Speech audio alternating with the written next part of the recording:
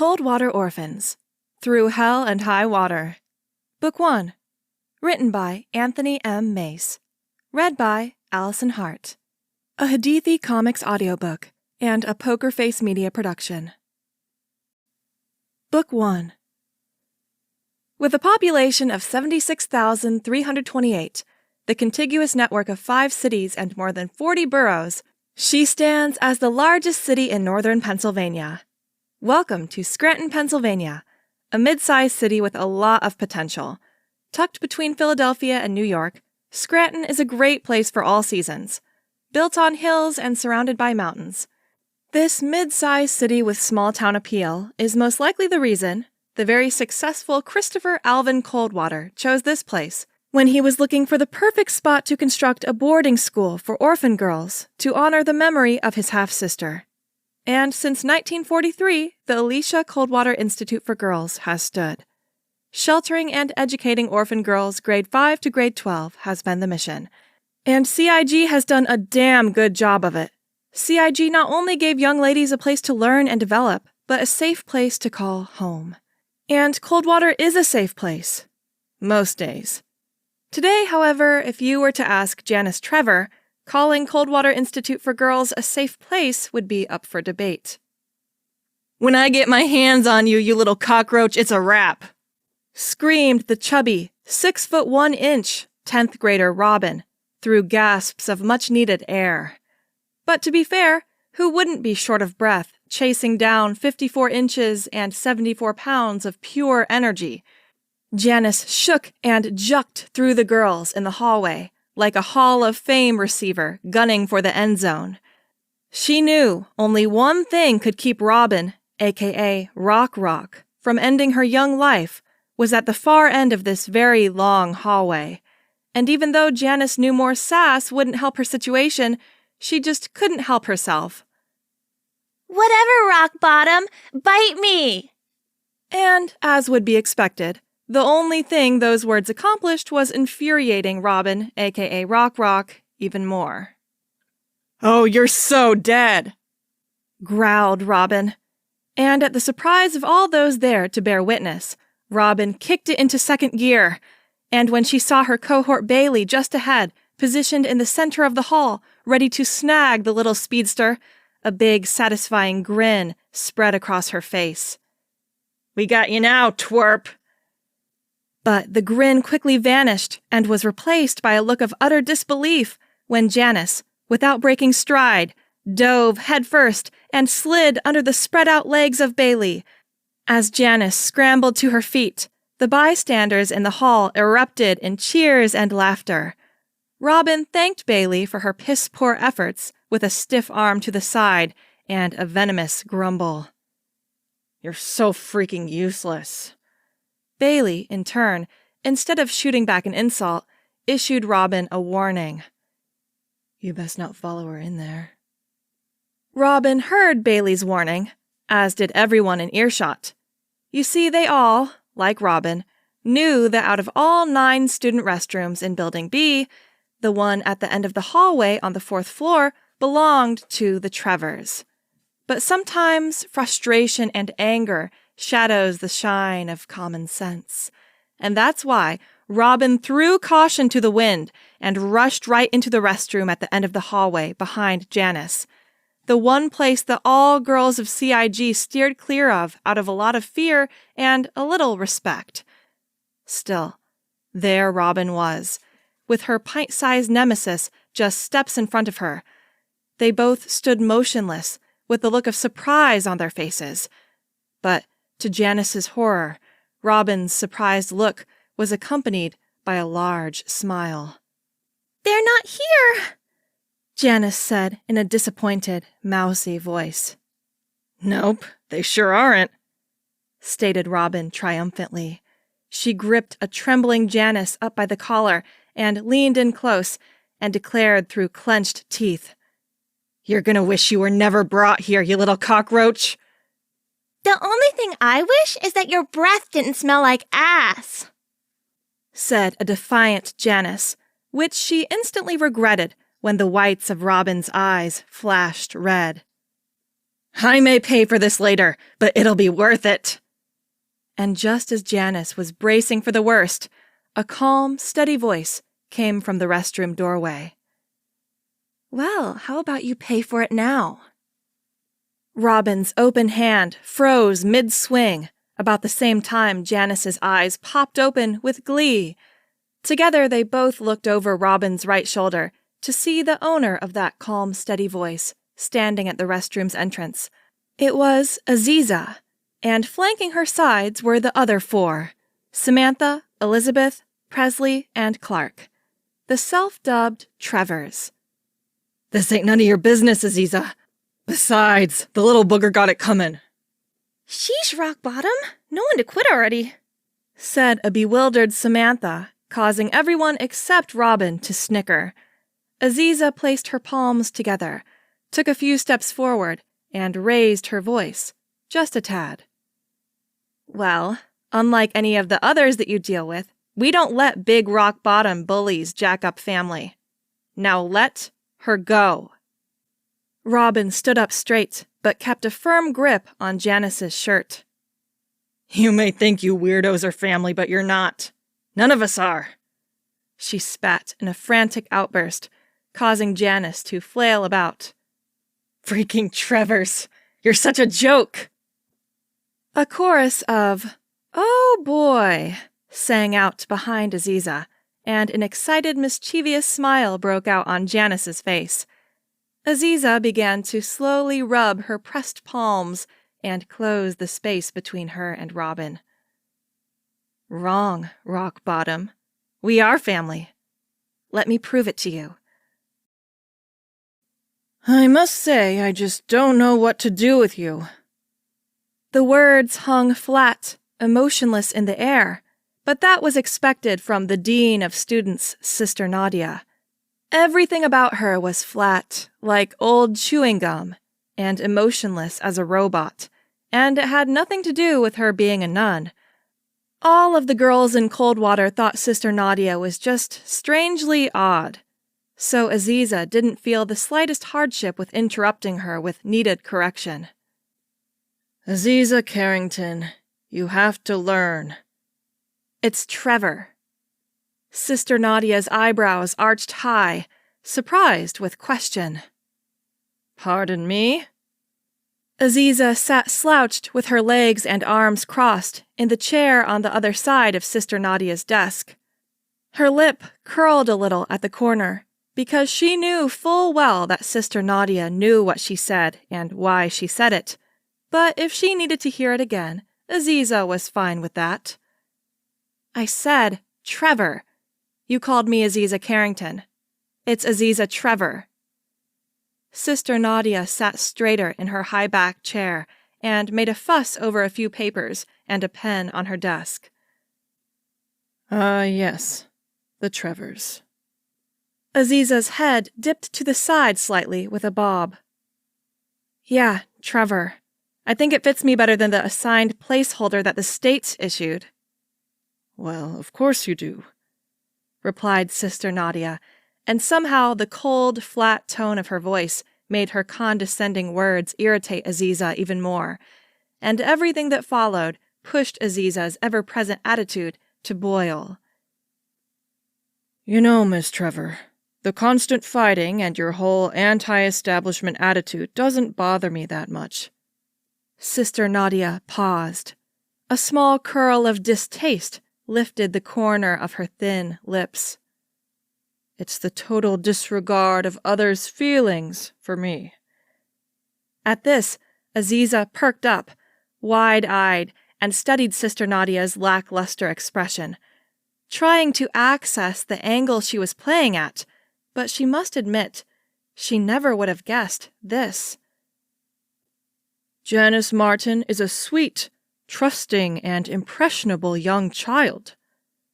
Before Aziza could interrupt with the, "It's Janice Trevor," that she knew was coming, Sister Nadia stopped her cold with a raised palm and went on. And the way you fill her head with this fantasy of a life, with you of all people, beyond the halls of Coldwater, I find simply harmful. It was like someone pulled Aziza's heart through her belly button. She wouldn't have, ever believed that this cold, flatline, emotionless robot of a human would say something that could cut her so surgically. Her reply was slow, steady, and calculated. It had to be, because Aziza was using every ounce of her power to stay focused. Because if she didn't hold back the rage, this nun's head would be a paperweight on her own desk. "What are you talking about, sister?" Sister Nadia repositioned the already repositioned papers, folded her fingers, and rested them on top. Then continued with her flat-tone damnation. "You're filling that child with the dream of a family you cannot provide, Miss Trevor. And it's not fair." Aziza's response was laced with hurt. "Not fair? What's not fair is how you sit here and judge me, like I'm not worthy." "I didn't say you're not worthy, Miss Trevor. I'm saying you are selfish and quite incapable of handling the responsibility of another's emotional state," replied Sister Nadia. She leaned forward and looked deep into Aziza's amber-brown eyes. "Sure, you're fine with friends, as evident as your little group, the Trevors. But that child is in need of someone who has the emotional temperament to care and love her." Sister Nadia sat back in her high-back chair like a conquering cybernetic overlord. "And I don't believe you have that in you, Miss Trevor. And deep down I believe you know it as well." Aziza reached down, grabbed her backpack, and slowly rose to her feet. She took a deep breath and bit back the rage that was clawing at her throat. Calmly and respectfully, she replied to the sister. "Well, I can't do anything about how you feel about me, Sister Nadia. All I can do is prove you wrong." The final stare between the two lasted less than a minute, though it felt much longer. Then, with a roll of her amber eyes, Aziza slung her backpack over her shoulder, turned, and exited the Dean of Students' office. Later that evening, back at the dormitory of the Trevors, Aziza has just finished recalling the encounter with Sister Nadia. Elizabeth, Presley, and Samantha were all gathered on Clark's bed, gobsmacked. They just couldn't believe that the robotic Sister Nadia could spit such venom.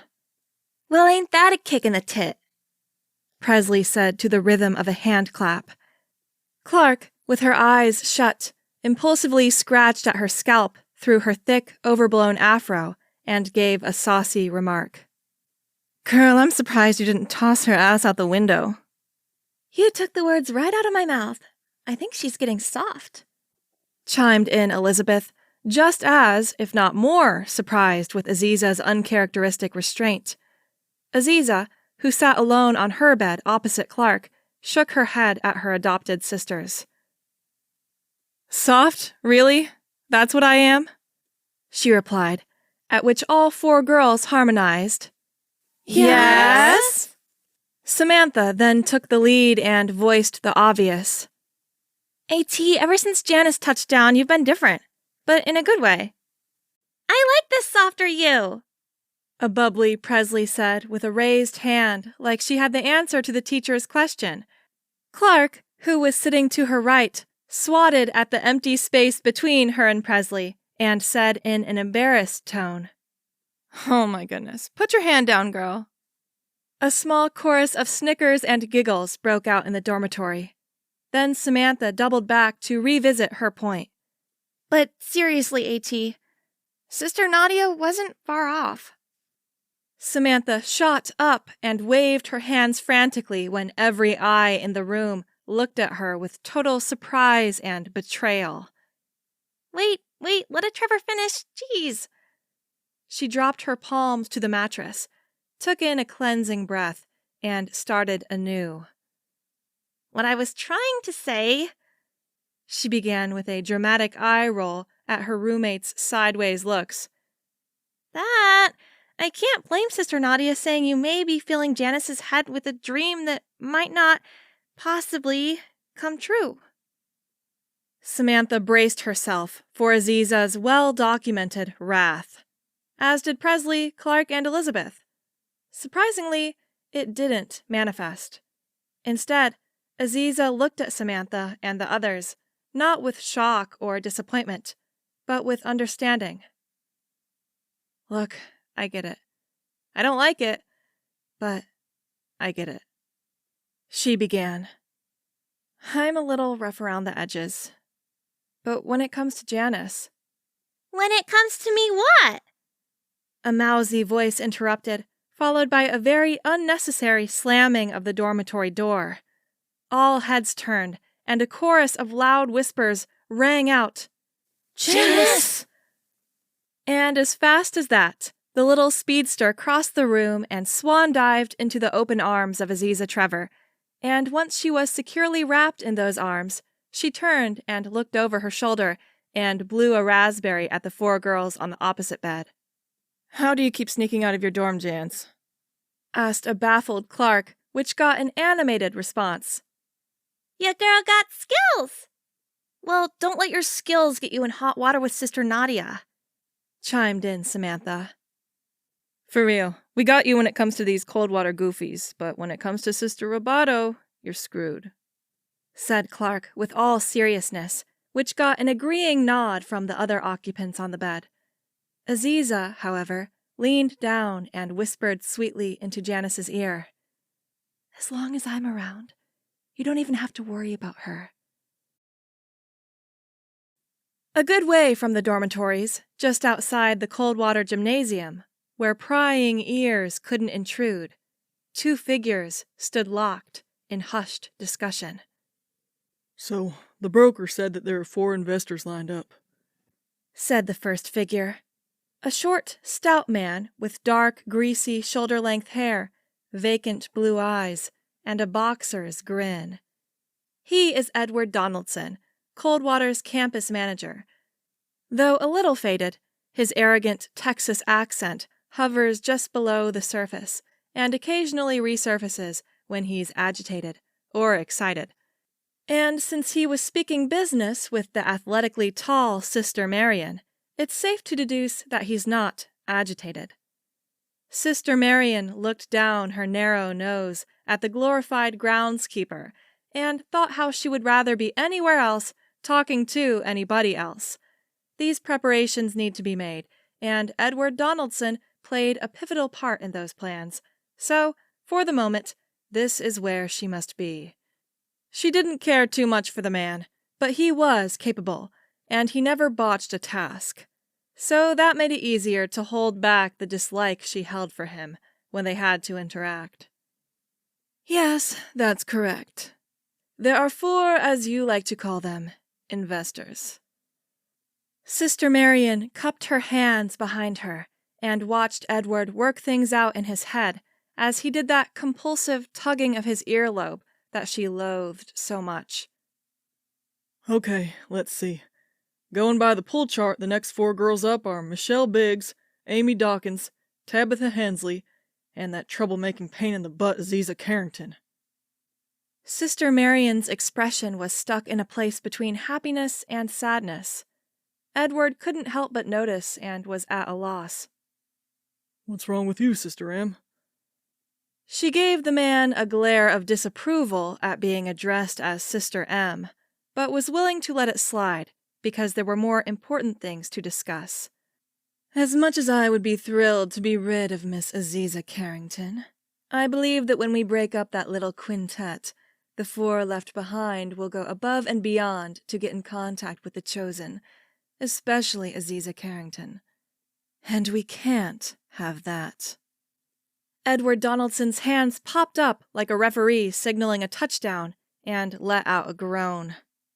Well, hell, I guess Aziza Carrington is untouchable. It's Aziza Trevor, not Carrington, said the familiar voice. Nonetheless, Sister Marian and Edward Donaldson were startled. They both turned to see Sister Nadia casually strolling from the shadows to join the conversation. It seems the problem would only arise if we move only one of the Trevors, so we'll move 4. Problem solved. She gave the two of them a moment to process the idea. It was Sister Marian who spoke on the plan first. Fine. We go with the four of them. Which one shall remain? Oh, that's easy, replied Sister Nadia with a surprising air of perkiness. That shall be Miss Presley. I believe with the other four troublemakers gone, she will quietly fall in line. Sister Marian looked to the night sky and took in a breath as Edward tugged at his earlobe. Eventually they both cast their gaze on Sister Nadia and nodded. Good. Then we are in agreement. She replied, With the next transaction, we rid ourselves of the Trevors. This has been Coldwater Orphans, Through Hell and High Water. Book 1, written by Anthony M. Mace. Read by Allison Hart. A Hadithi Comics audiobook and Poker Face Media production.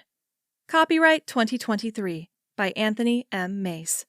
Production copyright by Anthony M. Mace.